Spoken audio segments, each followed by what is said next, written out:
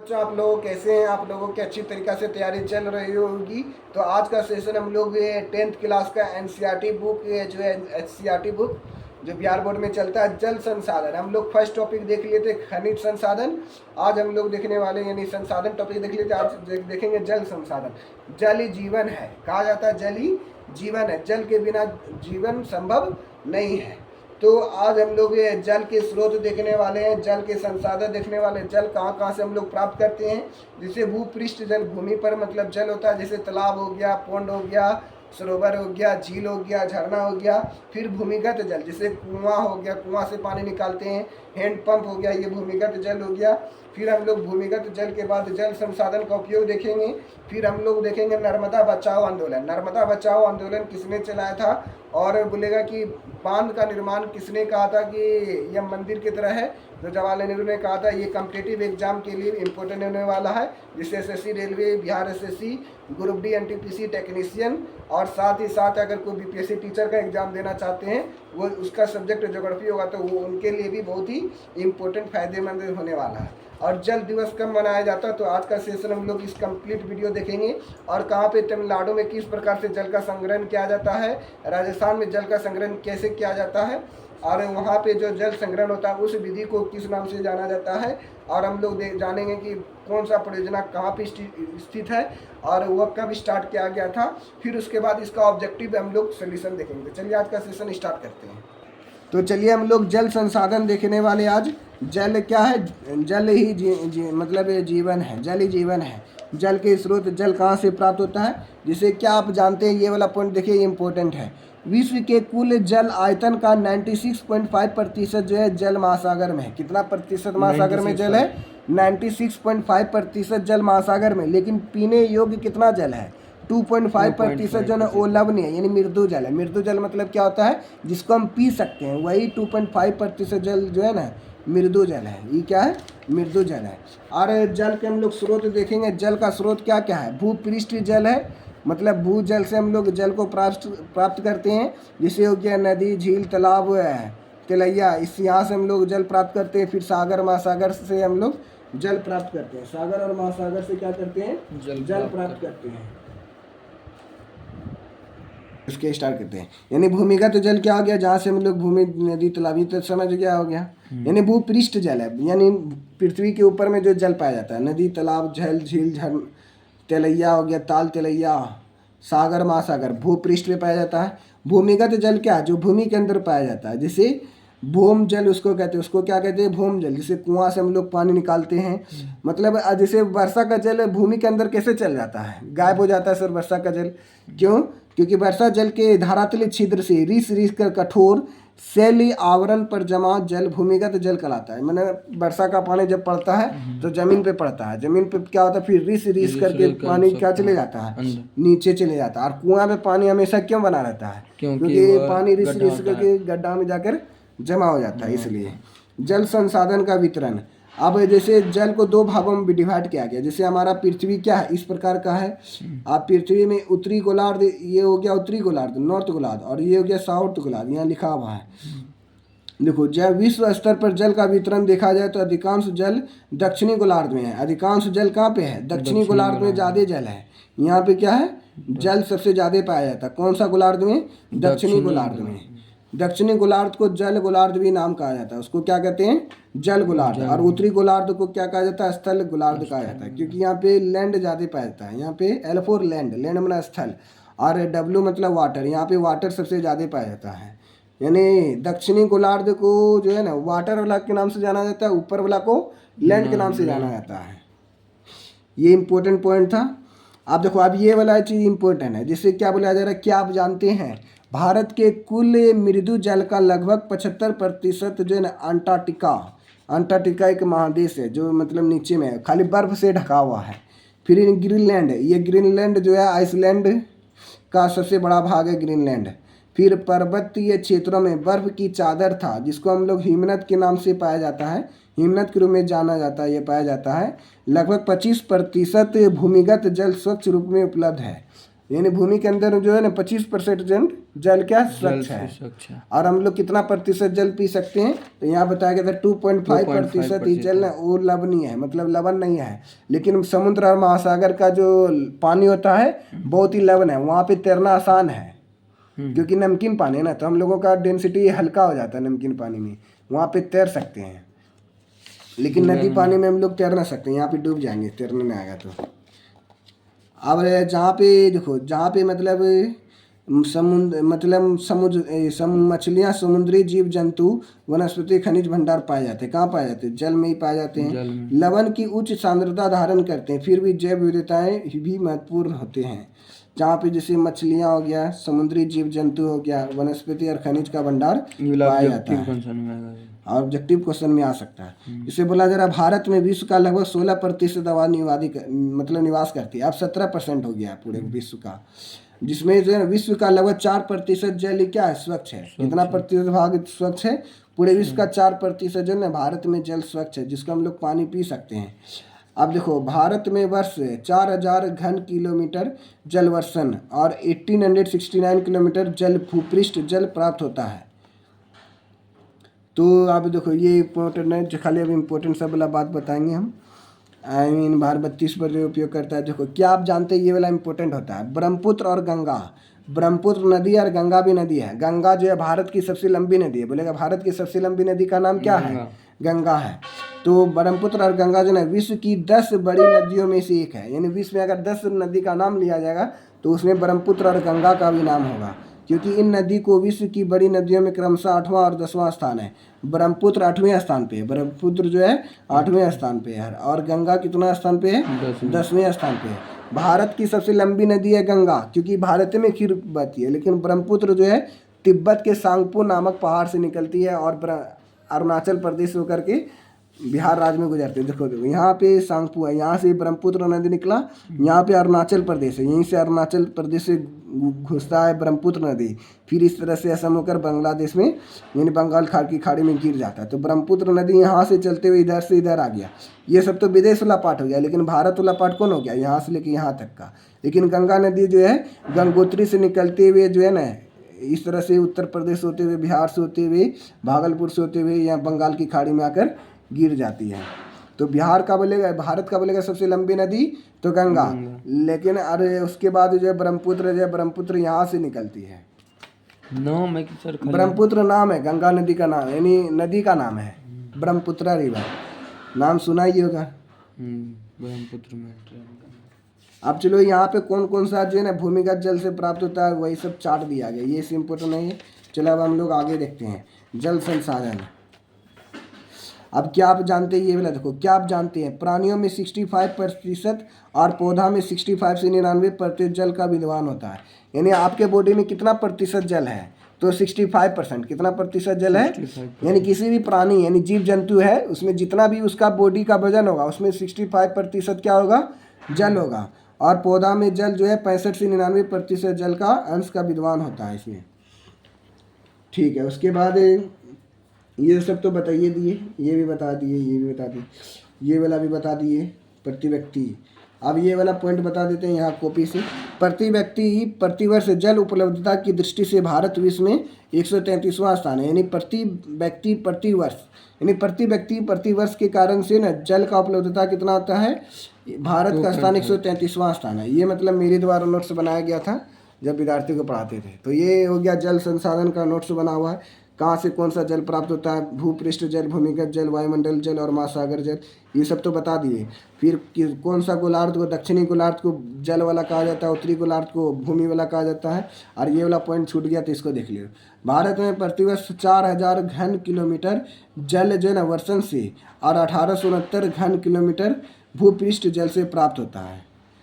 ये centimetre square दिया गया, ये स्क्वायर को वर्ग बोला गया, और किलोमीटर क्यों दिया गया, इसको घन बोला गया है।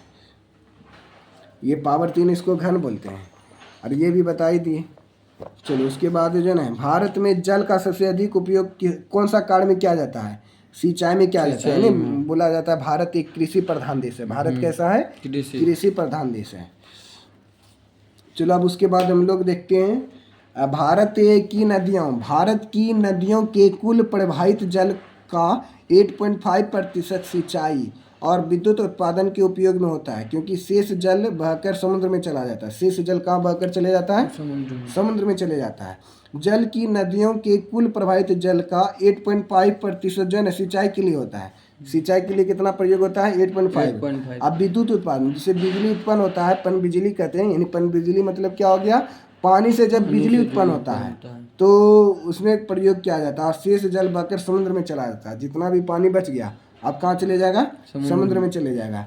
भारतीय नदियाँ का औसत जल बहाव जो प्रतिवर्ष 1869 अरब घन मीटर है। मतलब इतना पानी प्रत्येक अरब लीटर मतलब बहता रहता है नदी का पानी।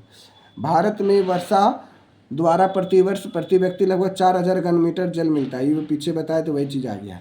अब देखो ये पूछा जाता है, दामोदर नदी घाटी कहाँ पे है? दामोदर नदी घाटी परियोजना कहाँ पे है? झारखंड में है। आइए, स्वतंत्र भारत की पहली नदी घाटी परियोजना। बोलेगा भारत की पहली नदी घाटी परियोजना का नाम क्या है? स्वतंत्र भारत की पहली नदी घाटी परियोजना का नाम क्या है? दामोदर नदी घाटी। ये कौन सा नदी कहाँ पे बहती है? झारखंड में। बोलेगा झारखंड और बांग्लादेश, झारखंड और पश्चिम बंगाल का शोक नदी क्या है? तो दामोदर नदी है। बोलेगा बिहार का शोक नदी क्या है? दामोदर नदी, कोसी नदी। कोसी नदी। ये इंपॉर्टेंट क्वेश्चन है, बिहार बोर्ड के एग्जाम में बहुत बार आया है, तुम पढ़ता नहीं था। मतलब इसका मतलब अभी पढ़ाएंगे, मतलब ज्योग्राफी में है। बिहार का शोक नदी कौन सा है? अभी जो बाढ़ आ गया कोसी नदी के कारण से है ना। दिखता है बाहर में टिल्ला पे जाएगा तो दिखता आदमी से बैठा रहता है, फील्ड में जाएगा तो बैठा रहता है। बोलेगा पश्चिम बंगाल और झारखंड का शोक नदी कौन सा है जिससे बाढ़ आता है? दामोदर नदी है। दामोदर नदी। अब बिहार का शोक नदी कोसी नदी। अब बोलेगा एशिया का सबसे ऊंचा भाखरा नंगल परियोजना। एशिया का सबसे ऊंचा भाखरा नंगल परियोजना है जो सतलज नदी पर अवस्थित है। कहाँ पे स्थित है? बोलेगा भाखरा नंगल परियोजना कहाँ पे है? पंजाब में है, जो सतलज नदी पर स्थित है। और एशिया का सबसे ऊंचा मतलब बांध है कौन सा? भाखरा नंगल बांध, जो किस नदी पर स्थित है? सतलज नदी पर स्थित है। यह विश्व का द्वितीय सर्वोच्च भाखरा बांध है। बोलेगा विश्व का दूसरा सबसे सर्वोच्च बांध है कौन सा? भाखरा बांध। अब बांधों को पंडित जवाहरलाल नेहरू ने आधुनिक भारत के मंदिर कहा था। यानी बांध को जो है ना, बांध क्या करता है? पानी को रोक के रखता है ताकि बाढ़ और आने में मदद करे, बाढ़ मतलब रोके। और जब भी मतलब सिंचाई का जरूरत पड़े तो बाढ़ का फाटक हटा करके उस पानी का उपयोग कर सके। ये पन बिजली का मैंने बिजली उत्पन्न करने के लिए बाढ़ का प्रयोग किया जाए, नहीं बांध बनाया जाता है। तो किसने कहा था कि बांध जो है ना आधुनिक भारत का मंदिर है? किसने कहा था? ये मतलब एग्जाम में आया था, एनटीपीसी एग्जाम में पंडित जवाहरलाल नेहरू ने कहा था। क्या कहा था? भारत का मंदिर है। किसके बारे में कहा था? बांध के बारे में कहा था। अब इंदिरा गांधी नहर जो है ना विश्व की सबसे लंबी नहर। इंदिरा गांधी नहर जो है विश्व की सबसे लंबी नहर है, 500 किलोमीटर है। अब बिहार की सबसे प्राचीन परियोजना कौन सा है? सोन नदी। बिहार की सबसे प्राचीन परियोजना कौन सा है? सोन नदी परियोजना है। सोन नदी परियोजना जो मतलब पटना की तरफ बहती है और वो पटना में गंगा नदी में आकर मिल जाती है। भाखरा नंगल परियोजना के बारे में तुमने बताया गया, ये हम एक्स्ट्रा लिखे हैं। चलिए बुक में नहीं बताया गया, लेकिन ये वाला याद रखना, ये भी इम्पोर्टेंट है। जिसे अभी बताएं दामोदर घाटी परियोजना, दामोदर नदी है। दामोदर नदी घाटी परियोजना कौन कौन सा राज्य मतलब उपयोग करता है? झारखंड और पश्चिम बंगाल। कौन सा नदी को झारखंड और पश्चिम बंगाल का शोक नदी कहा जाता है? दामोदर नदी को कहा जाता है। भाखरा नंगल परियोजना कहाँ पे है? सतलज नदी पे है। कौन कौन सा राज्य उपयोग करता है इस भाखरा नंगल परियोजना से? पंजाब, हरियाणा, उत्तर प्रदेश, उत्तराखंड, हिमाचल प्रदेश, दिल्ली और राजस्थान। ये सब मतलब राज्य जो है ना उपयोग करता है भाखरा नंगल परियोजना का। हीराकुंड परियोजना कहाँ पे है और किस नदी पे है? हीराकुंड परियोजना उड़ीसा राज्य में। कहाँ पे है? उड़ीसा राज्य में। और वो कौन सा नदी पर है? महानदी नदी पर है। हीराकुंड परियोजना कहाँ है? उड़ीसा राज्य में। और कहाँ पे है? कौन सा नदी पे है? महानदी पे। ये पूछा जाता है हीराकुंड परियोजना किस नदी पे है? महानदी पर है। कोसी परियोजना कहाँ है? कोसी नदी पे। कोसी परियोजना कहाँ है? कोसी नदी पे। आप बिहार का शोक नदी किसे कहा जाता है? कोसी को कहा। देखो यहाँ पे लिखा हुआ है बिहार का शोक नदी कौन है? कोसी नदी। और कोसी नदी कहाँ बहती है? बिहार और नेपाल में, मतलब उसका उपयोग किया जाता है। चंबल घाटी परियोजना कहाँ पे है? चंबल में। चंबल घाटी परियोजना किस नदी पर है? चंबल नदी पर है। चंबल नदी है। नदी देखो ऊपर में लिखा हुआ, तो नदी बार बार नहीं लिखा गया है, इसका मतलब नदी ऊपर में है। बोलेगा चंबल घाटी परियोजना किस नदी पर है? चंबल नदी पर ही है। और कौन सा राज्य उपयोग करता है? मध्य प्रदेश और राजस्थान उपयोग करता है। तुंगभद्रा परियोजना किस नदी पर है? तुंगभद्रा नदी पर है। और आंध्र प्रदेश और कर्नाटक क्या करता है? उपयोग करता है। चलो उसके आगे पढ़ो। नर्मदा घाटी। नर्मदा तुंगभद्रा के बाद क्या है? नागार्जुन सागर है। नागार्जुन सागर किस नदी पर है? कृष्णा। कृष्णा नदी पे। यार उपयोग कौन करता है, कौन सा राज्य? आंध्र प्रदेश। कृष्णा आंध्र प्रदेश उपयोग। नागार्जुन परियोजना जो है, नागार्जुन सागर जो कृष्णा नदी पर आंध्र प्रदेश उपयोग करता है। नर्मदा घाटी परियोजना कहाँ पे है? नर्मदा नदी पे। और ये मध्य प्रदेश, राजस्थान और गुजरात राज्य में बहता है। इंदिरा गांधी नहर कहाँ पे है? इंदिरा गांधी नहर जो है ना ब्यास और सतलज नदी पे बहता है। और इसका उपयोग कौन करता है? राजस्थान। बोलेगा सबसे बड़ा नहर का नाम क्या है? भारत का सबसे बड़ा नहर का नाम क्या है? इंदिरा गांधी नहर। क्योंकि राजस्थान में क्या जल का कमी है, इसलिए जो है ना इंदिरा गांधी नहर लाया गया राजस्थान में। सोन परियोजना किस राज्य में है? तो बिहार में है। सोन नदी पर है। और ये उपयोग कौन कौन करता है? राज्य बिहार, मध्य प्रदेश उपयोग करता है सोन परियोजना से। इसमें राजस्थान में खाली रहते हैं ना। हाँ रहते हैं, तो वहीं पे तो पानी का कमी है, इसलिए जो है नहर लाया गया उसको। नहर मतलब क्या? पानी मतलब लाया गया पाइप के द्वारा, या मतलब नहर बनाया गया। नहर देखे होंगे, मतलब दोनों तरफ से ईटा दे दिया जाता है, बीच से पानी बहता है। चलो अब नेक्स्ट क्वेश्चन देखो यहाँ पे। ये सब बुक जब ये पढ़ा देंगे ना तो बुक पढ़िए। देखिए यहाँ पे सारा मतलब बांध के बारे में बताया गया था। देखो बुक में बताया ना, भाखरा नंगल बांध, हीराकुंड बांध, दामोदर बांध, गोदावरी बांध, स्वर्णरेखा नदी, ये सब सारा बताया गया है। जो जो इम्पोर्टेंट था उसको हम सब लिख के रखे हैं। अब चलो यहाँ पे नेक्स्ट क्वेश्चन देखो। महाराष्ट्र द्वारा कृष्णा और गोदावरी नदी की धारा को बदलकर जल के अधिक उपयोग के प्रयास ने कर्नाटक और आंध्र प्रदेश और महाराष्ट्र के मध्य जल विवाद उत्पन्न कर दिया गया है, जिसे कावेरी जल विवाद के नाम से जाना जाता है। एग्जाम में ऐसे पूछा जाएगा, कावेरी जल विवाद जो है कौन से दो राज्य के बीच में है? तो महाराष्ट्र हो गया और आंध्र प्रदेश हो गया। आंध्र प्रदेश और महाराष्ट्र के बीच में कौन सा विवाद है? कावेरी जल विवाद है। बोला कि कावेरी जल विवाद जो है ना उन दोनों की सीमा पे आता है, बॉर्डर पे आता है। कावेरी नदी क्या है? मतलब आंध्र प्रदेश और महाराष्ट्र की सीमा पे है। तो ये बोलता है कि आंध्र प्रदेश बोलता है कि हम अपनी तरफ पानी बहाएंगे, महाराष्ट्र बोलता है हम अपनी तरफ बहाएंगे, इसलिए दोनों के बीच में क्या हो गया? विवाद हो गया। बोलेगा कावेरी जल विवाद कौन से दो राज्य के बीच में है? तो आंध्र प्रदेश और महाराष्ट्र के बीच में है। महाराष्ट्र में जो है कृष्णा नदी बहती है और गोदावरी नदी का धारा बदल कर जल का अधिक उपयोग करने के प्रयास से कर्नाटक, आंध्र प्रदेश और महाराष्ट्र, यानी कावेरी जल विवाद में 3 राज्य में है। कर्नाटक हो गया, फिर आंध्र प्रदेश हो गया और कौन हो गया? महाराष्ट्र हो गया। 3 राज्य, मतलब 2 नहीं 3 था। कावेरी जल विवाद कौन कौन राज्यों में विवाद चलता है? तो कर्नाटक हो गया, आंध्र प्रदेश हो गया, महाराष्ट्र हो गया। आपको समझ में ना आ रहा होगा सर कर्नाटक महाराष्ट्र कहाँ कहाँ है, तो फोटो देखेंगे तब समझ में आ जाएगा। भारत का मैप याद रखना चाहिए, तब उससे क्या होगा? ज़्यादा समझ में आएगा। देखो यहाँ पे से कौन सा राज्य है उसके बारे में दिया गया है।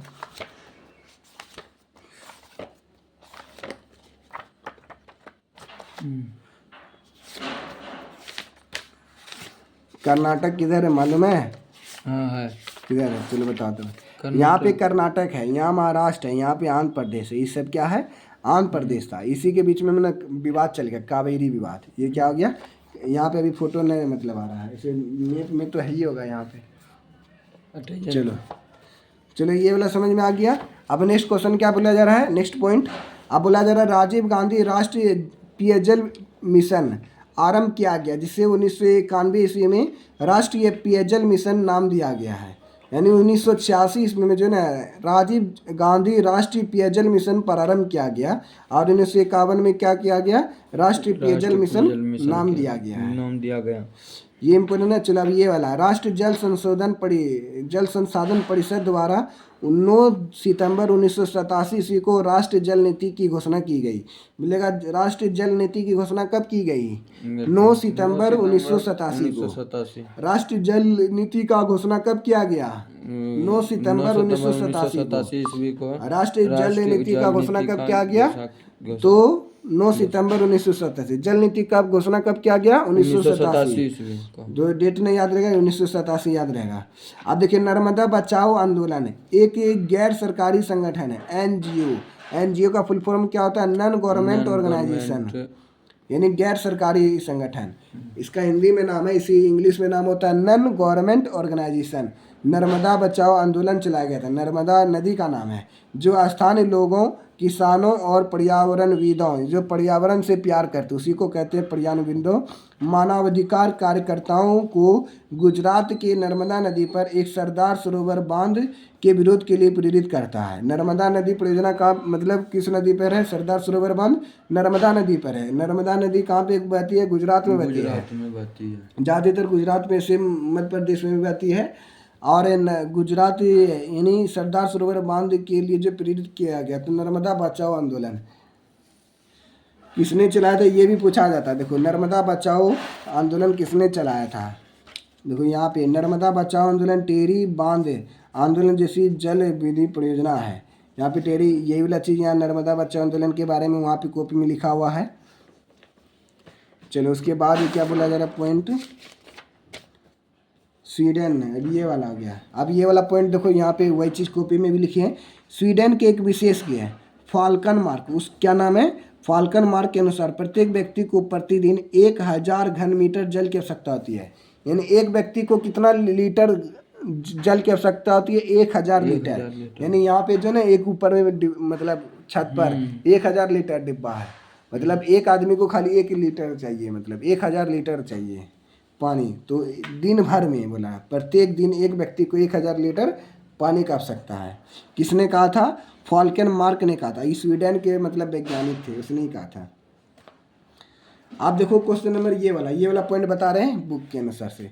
यहाँ पे बोला केवल कानपुर में 180 चमड़े के कारखाने हैं जो प्रतिदिन 58 लाख लीटर जल मल गंगा जल में विसर्जित है। यानी मल जल नल कादू कदूर कुंवर काठी पाठी जितना भी घर से निकलता कहाँ जाता है? गंगा नदी में बहाता है। पहले तो नाली में जाता है, नाली से बह करके कहाँ चले जाता है?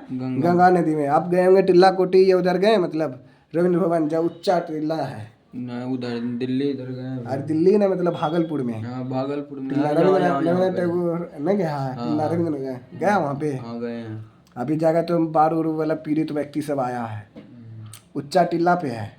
अच्छी यूनिवर्सिटी में। हाँ यूनिवर्सिटी तरफ। तो मतलब वहाँ पे दिखता होगा पूरा नदी का पानी, नाला का पानी घुसता है हड़ हड़ करके। सब्जी उब्जी जहाँ बिकता है, हाँ घुसते हैं यूनिवर्सिटी के अंदर। बोलिए। तो ये हो गया। चलो अब ये वाला पॉइंट देखो। वर्तमान समय में भारत में कुल विद्युत का लगभग 22% जल विद्युत से उपयोग होता है। वर्तमान समय में जो है भारत में कुल विद्युत का लगभग कितना प्रतिशत जल उपयोग होता है? 22% जल उपयोग होता है। अब नेक्स्ट क्वेश्चन बोला जा रहा है शहरीकरण भवन। अब ये वाला पॉइंट देखिए, ये 2 पॉइंट बता दिए। अभी नेक्स्ट पॉइंट बोला जा रहा है शहरीकरण। शहरीकरण भवन यानी शहरीकरण मतलब क्या हो गया? गांव को शहर में बदलना, शहरीकरण हो गया। भवन निर्माण हो गया, रेल मार्ग हो गया, सड़क पक्कीकरण, सड़क को पक्की करना, भूमि जल हो गया, पुनर्पूर्ति के बाधक तत्व हैं। ये सब जो है ना जलपूर्ति पुनर्पूर्ति के बाधक तत्व सब हैं। भूमिगत जल का 22% भाग जो है संचय वर्षा जल और भूमि में प्रवेश करने से होता है। कितना प्रतिशत? 22% भाग जो है ना संचय वर्षा जल का भूमि में प्रवेश करने से होता है। यानी वर्षा पड़ा 22% पानी जो है ना जमीन के अंदर चले जाता है। मेघालय एक ऐसा राज्य है जहाँ पे ये वाला पॉइंट देखो, ये वाला पॉइंट यहाँ पे लिखा हुआ है, तो उसी चीज़ को हम बता रहे हैं। यानी मेघालय के बारे में बताया गया। मेघालय स्थित चेरापूंजी कौन सा है? चेरापूंजी कहाँ पे है? मेघालय में है। वहाँ पे सबसे ज़्यादा बारिश होती है। चेरापूंजी और माउसिन राम में क्या होती है? विश्व की सर्वाधिक वर्षा होती है। बोलेगा विश्व में ऐसा कौन सा स्थान है जहाँ सबसे ज़्यादा वर्षा होता है? इसका क्या नाम है? मेघालय का कौन सा? चेरापूंजी और माउसिन राम में होता है। माउसिन राम में सबसे ज़्यादा वर्षा होता है। विश्व से सबसे ज़्यादा वर्षा कहाँ पे होता है? विश्व में सबसे ज़्यादा वर्षा कहाँ होता है? माउसिन राम में, मेघालय में होता है। यहाँ पर पेय संकट, जल संकट का निवारण 25% छत जल संग्रहण से होता है। यानी ना देखते गाँव समय मतलब जल का भी पानी संग्रह करता है, बोलता है कपड़ा साफ होता है। छत पर से पानी टपक रहा है, नीचे बाल्टी लगा दिया जाता है।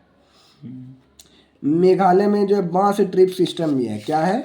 बांस ड्रिप सिस्टम। देखो मेघालय में बांस ड्रिप सिंचाई प्रणाली का उपयोग किया गया है। क्या किया गया? मेघालय में बांस ड्रिप सिंचाई प्रणाली का उपयोग में लाया गया है।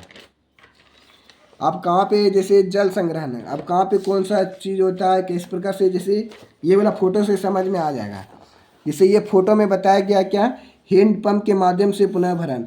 यहाँ यानी हैंड पंप से पानी, मतलब जैसे देखो यहाँ पे बारिश पर रहा, छत पे गिरा, छत का पानी कहाँ डाल दिया उसको, जमीन में, और बारिश का मतलब हैंड पंप में डाल दिया, ताकि जितना भी पानी है ना जमीन के अंदर में, मतलब ये हैंड पंप के अंदर चले जाए। अब ये वाला देखो, ये वाला में क्या कर रहा है, वर्षा जल पड़ रहा है, वर्षा पड़ रहा है, छत पर से पानी यहाँ पाइप लगा दिया और नीचे को टंकी गाड़ दिया है, मतलब नीचे क्या कर दिया, टंकी, अपन सोखा पानी सब कहाँ डाल दिया, उसको नीचे में डाल दिया। इसे बेकर पेड़ है, कुएं के साधन माध्यम से वर्षा जल संग्रह किया जा रहा है। कभी कभी ड्रामे लगा देते हैं, वर्षा पानी पड़ता है तो अब कहाँ पे हम लोग ने किसको वर्षा जल संग्रहण कैसे, कौन कौन से नाम से जानते हैं, अब उसी चीज़ को जानना है। यहाँ पे हम कॉपी में लिख के रखे हैं, ये मोस्ट इम्पोर्टेंट क्वेश्चन है, 10th क्लास में तो आएगा ही, और साथ ही साथ गवर्नमेंट एग्जाम, सरकारी एग्जाम यानी सरकारी नौकरी में भी मदद काम करेगा। MTS एग्जाम में पूछता है, NTPC में पूछा गया, सब एग्जाम में पूछा गया है। यानी प्राचीन जल संग्रहण संरचना है, यानी जल वर्षा का संग्रह करेगा, पानी पड़ेगा तो जल संग्रह जो करेगा, तो राजस्थान में उस राज्य को क्या कहा जाता है, राजस्थान में जब वर्षा पड़ता है जल संग्रह करते हैं उसको कहते हैं खादीन। क्या कहते हैं, खादीन। मेरे साथ बोलते जाना है, राजस्थान में जो जल संग्रह करते हैं उसको क्या बोलते हैं, खादीन। राजस्थान में जो वर्षा जल होता है संग्रह क्या कहते हैं, खादीन। राजस्थान में क्या कहते हैं, खादीन कहते हैं। मध्य प्रदेश में क्या कहते हैं, जोहड़। मध्य प्रदेश में वर्ष का यानी वर्षा का जल जो संग्रह करते हैं उसको क्या कहते हैं, जोहड़। जोहड़ क्या है, वर्षा जल का संग्रह करने का एक माध्यम का नाम है। जोहड़ क्या है, वर्षा जल संग्रह करने का माध्यम का नाम है। जोहड़ क्या है, मध्य प्रदेश में, खादीन का राजस्थान। हिमाचल प्रदेश और जम्मू कश्मीर में जो वर्षा जल का संग्रह किया जाता है उसको क्या कहते हैं, गुल या कुल कहते हैं, गुल या कुल। राजस्थान में जो वर्षा जल का संग्रह करते हैं उसको ढाका भी कहते हैं, मतलब ढाका या खादीन दोनों एक के नाम है, ढाका या खादीन। तो देखो ये चीज़ के बारे में यहाँ पे बताया गया होगा, इसको जब बुक पढ़ेंगे तो सारा मिल जाएगा। अब हम लोग पढ़ेंगे सोन परियोजना के बारे में। सोन परियोजना एक अध्ययन, यहाँ पे सोन परियोजना देखो यहाँ पे बताया गया है कौन कौन सा परियोजना चलाया गया था। 3 प्रमुख परियोजना है, कौन कौन, सोन परियोजना हो गया, गंडक परियोजना हो गया और कोसी परियोजना हो गया।